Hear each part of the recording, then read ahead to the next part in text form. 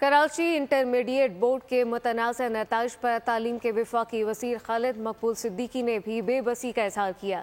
कहा कि सिर्फ दुआ कर सकते हैं। सहाफ़ी के सवाल पर खालिद मकबूल सिद्दीकी बोले कि 18वीं तरमीम के बाद इख्तियारात सूबों के पास हैं, हम सिर्फ दुआ कर सकते हैं। सिंध मजबूर सूबा है जहाँ लसानी बुनियाद पर पहले तालीमी दाखिले का कोटा था, अब नताइज का कोटा है।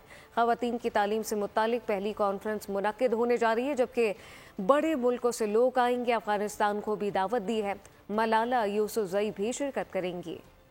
जी दुआ कर रहे हैं। ये 18वीं तरमीम के बाद 18वीं तरमीम थी डेवोल्यूशन ऑफ पावर के लिए, वो कर दिया उसने एक्यूमुलेशन ऑफ पावर, और तालीम के आदाद व शुमार और ख़राब हुए हैं, हमें नए सिरे से देखने होंगे। और जो सिंध के अंदर मामला है वो बिल्कुल मुख्तलिफ है और उसकी बुनियाद अलग है। सिंध वो बेचारा मजबूर सा सूबा है जिसने सन 70 में ही लिसानी बुनियाद पर कोटा लगा दिया था तालीम के ऊपर। हमने दावतनामा भेजा है, वहाँ से ज़रूर उनके नुमाइंदे आएंगे।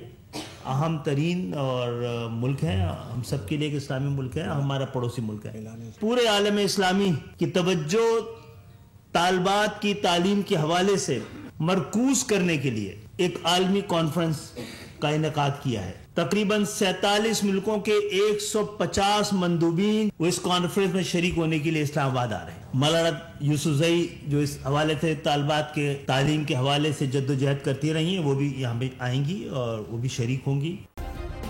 सब्सक्राइब करें और बेल दबाएं ताकि कोई खबर रह न जाए।